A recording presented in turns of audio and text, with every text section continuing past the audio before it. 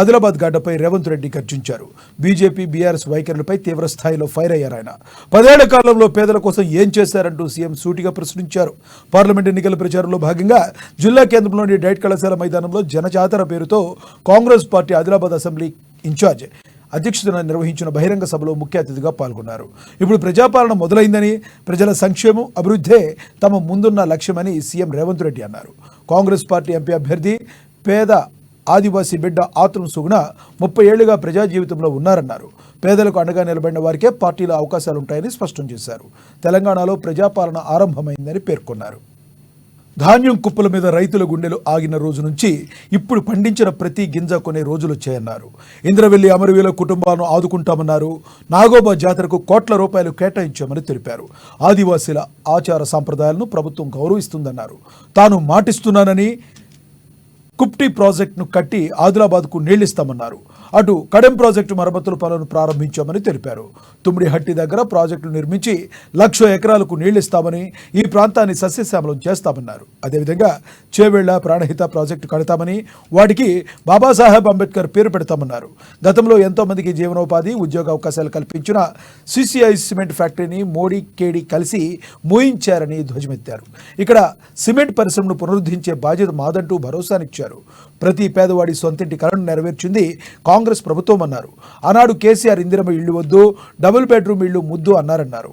కానీ ఒక్క పేదవాడికైనా double bedroom ఇళ్లు ఇచ్చారా అంటూ ప్రశ్నించారు. మళ్ళీ 4 నెలలకే కాంగ్రెస్ ప్రభుత్వాన్ని కూలగొడతామంటున్నారన్నారు.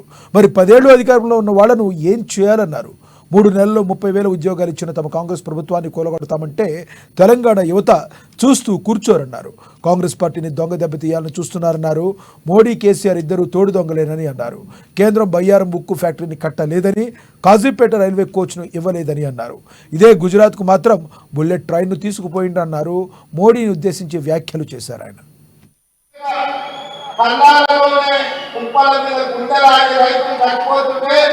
రైతులు పండించిన చివరి కింద వరకు కొనడమే కాదు, 500 రూపాయల బోనస్ ఇచ్చి ఈ తెలంగాణ రైతాంగాన్ని ఆదుకోవాలని ఇందిరమ్మ రాజ్యంలో ఈ రోజు మనం నిర్ణయం తీసుకున్నాం. కోర్టు ప్రాంతంలో ఉండే బిడ్డలకు మాటిస్తున్నా, మన ప్రభుత్వంలో కుప్పి ప్రాజెక్టును పూర్తి చేసుకొని ఈ ప్రాంతాన్ని అభివృద్ధి చేసే బాధ్యత కాంగ్రెస్ పార్టీ తీసుకుంటుందని తెలియజేస్తుంది. తప్పకుండా తుమ్మిడిహట్టిలో ప్రాజెక్టులు కట్టాం, మహారాష్ట్రతో చర్చలు జరుపుతున్నాం. అక్కడ ముంపు భూమికి సంబంధించి 1800 ఎకరాల సమస్య పరిష్కారం కోసం ఆ రాష్ట్ర ప్రభుత్వం కొన్ని చర్చలు జరుపుతున్నాం.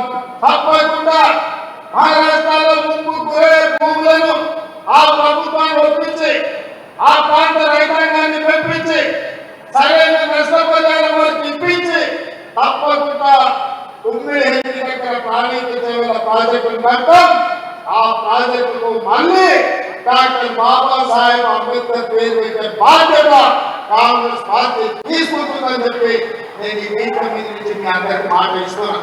అన్ని జిల్లాలలో యూనివర్సిటీ ఉన్నది. విద్యా ఉపాధి అవకాశంలో ఆదిలాబాద్ ఎన్నుకోబడ్డది. మీరు ఆదిలాబాద్ యూనివర్సిటీ ఇవ్వాలి అని వాళ్ళు నా దృష్టికి తీసుకొచ్చారు.